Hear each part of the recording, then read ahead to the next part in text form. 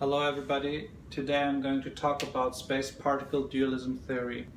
This is an approach to quantum gravity which I started developing in 2005. According to this theory, every particle carries its own quantum of space, which is a two-dimensional sphere surface that has an imaginary part to it. The surface is complex valued, so there are two other hidden dimensions. Very different from other approaches to quantum gravity is that these constituents of space here are not residing in the Planck realm. They are much larger. The size of an elementary space depends actually on the energy of the particle. According to this formula, R for the radius, RE, E is for elementary space, equals 2 GE, G because it's basically a scaled up gravitation constant, because the formula is inspired by the Schwarzschild radius of black holes, but it's scaled up to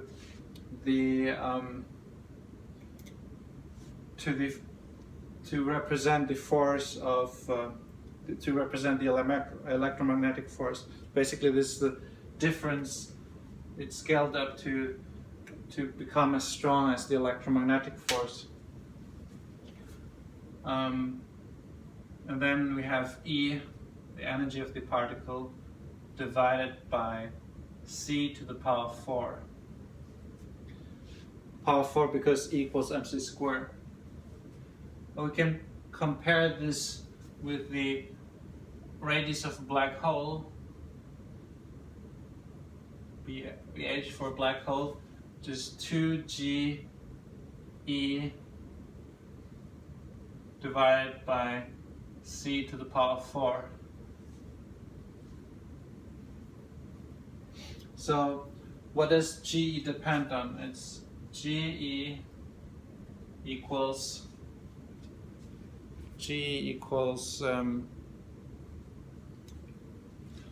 K, KB, the Boltzmann constant, E for charge of the electron to the power of 2 divided by the mass of the square of the mass of the proton. It's basically an equation that the gravitational constant scaled up to match the strength of the electromagnetic force. It seems though that it would be more straightforward to scale it up to the strength of the GOT force, the strength that all forces have when they join, when they are united in one force at high energies.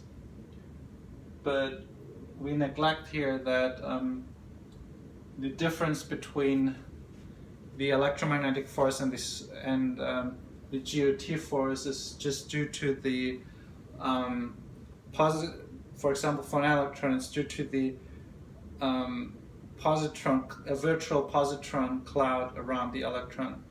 When we arrive at the elementary space, we already went through that cloud and we see the real so-called naked mass of the electron. So if we were to use another scaling factor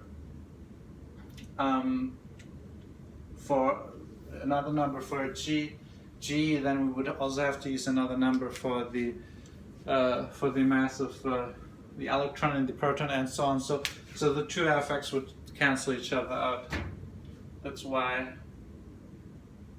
we scale up to the strength of the electromagnetic force.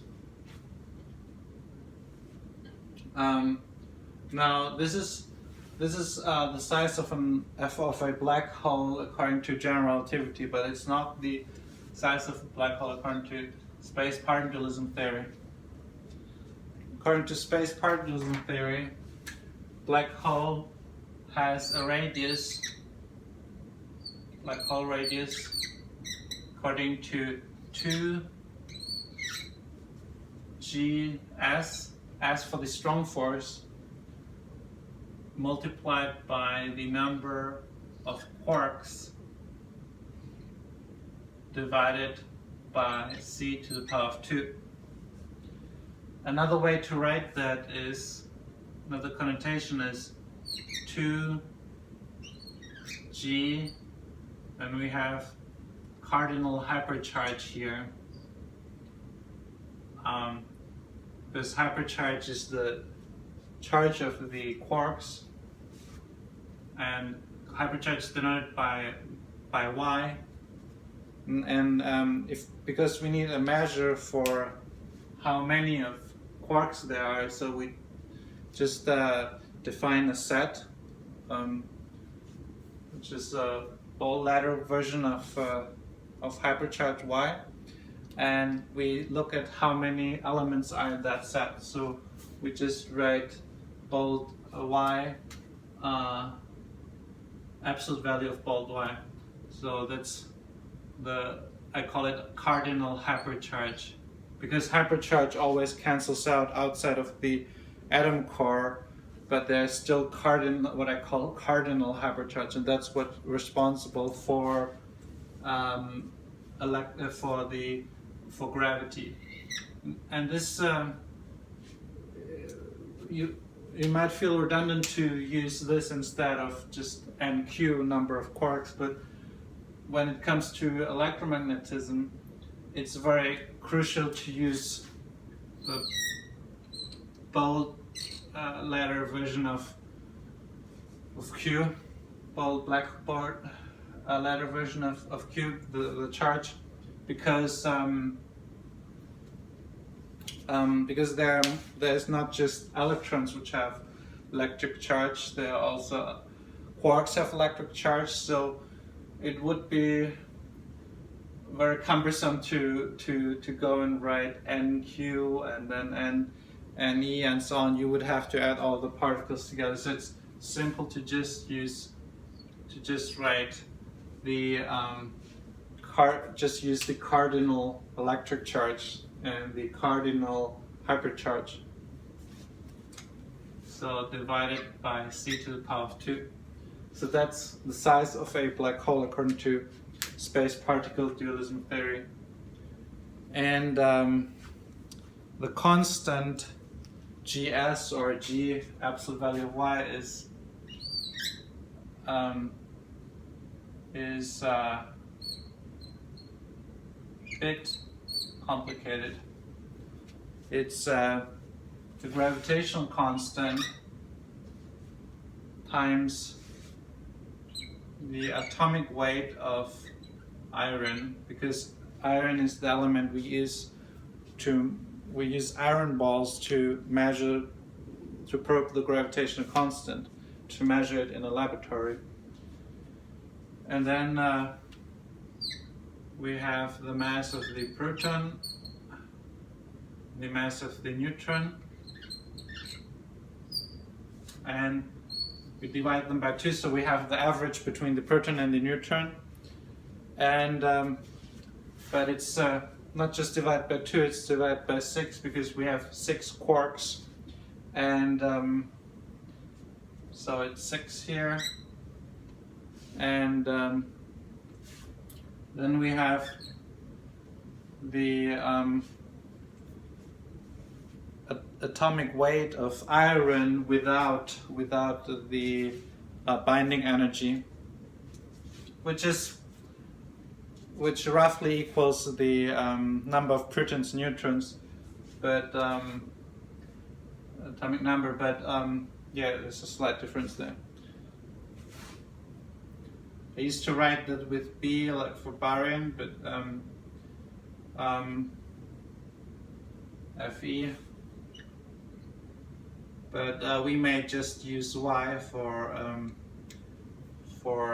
hypercharge, because yeah, using B for barium would exclude mesons, which obviously also contribute to gravity. I mean, they're also made of quarks. Yes, this is roughly how space particlism theory works. Gravity in that scheme is explained by having some parts of space have more elementary spaces, so there would be more pathways through. Every particle is moving on the surface of the elementary space of other particles, and where there is a charge, for example, an electron, it emits a lot of virtual photons, and that creates a higher density of these elementary spaces around the electron. And the same goes with a quark, which emits a lot of gluons, and they are massless particles, so they travel, they have an infinite reach. So there's a higher density of those gluons around the quarks, and that is what creates gravity. And one can go and calculate how many intersecting spheres there are, and how many connections there are, and how many connections there are already in the quantum vacuum, and the more connections there are already in the quantum vacuum, the less of a difference will it make when you put an electron or a quark into such a vacuum. The change it makes is a very minute. So the higher the vacuum energy, the weaker gravity is. So if we are on Earth, so we have both the background provided by the quantum vacuum, and then we have also the gravity background provided by the gravitational field of Earth. So we swim in two seas of overlapping spheres. That's the background by Earth and the background that's always there, the quantum vacuum. So that makes gravity even weaker. So one could think that gravity is stronger. One could think that it's stronger in outer space, far away from any gravitational source. But that's not actually true, because if you change the strength of gravity uniformly all over space, or in a frame of reference, that will actually look like gravitational time dilation and length contraction. The same happens when you're in a spaceship and that consists of many particles, and if the size of an elementary space depends on the energy, that means all elementary spaces grow in your frame of reference, and you cannot notice that. So what actually happens is, because the size of an elementary space is this divided by c to the power 4, so it's like all elementary space growing uniformly is like it is like if the speed of light slowed down, became smaller, and that would be perceived as time dilation, speed dependent time dilation. So all the effects from special relativity and from general relativity can be reproduced in space particlism, but the problems that that general relativity has don't appear in space particlism. For instance, the quantum vacuum is very troublesome for general relativity, because if you have all this energy in empty space, and there's a lot of empty space in the universe, according to general relativity, this should rip the universe apart, or make it collapse immediately. In general relativity, there's if the energy or the mass of the energy is totally evenly dispersed, then it would have for some reason anti-gravitational effect. But we don't see them. We don't see that. We would be dead by now if that was true. So that's called the vacuum catastrophe. Then there's also the flatness problem. The universe seems to be totally flat geometrically. There's no overall curvature of the universe. Seems to be only local curvature, which in space particlism theory is interpreted as different densities of elementary spaces. So if you use overlapping spheres instead of curved space or curved space-time, then your universe can only be flat, and that solves the flatness problem. It also means that Newton was right when he said that when gravity comes from different directions, cancel each other out, and therefore there's no gravitational force overall. And that also means that the universe is not influenced in expansion by the force of gravity. So, according to space parallelism theory, the reason why the universe expands is because it levels out the entropy increase inside black holes. And because the entropy of a black hole depends on the surface area of the horizon, and that's an area, therefore it grows like a power of 2, it grows exponentially, and that's why the universe grows exponentially.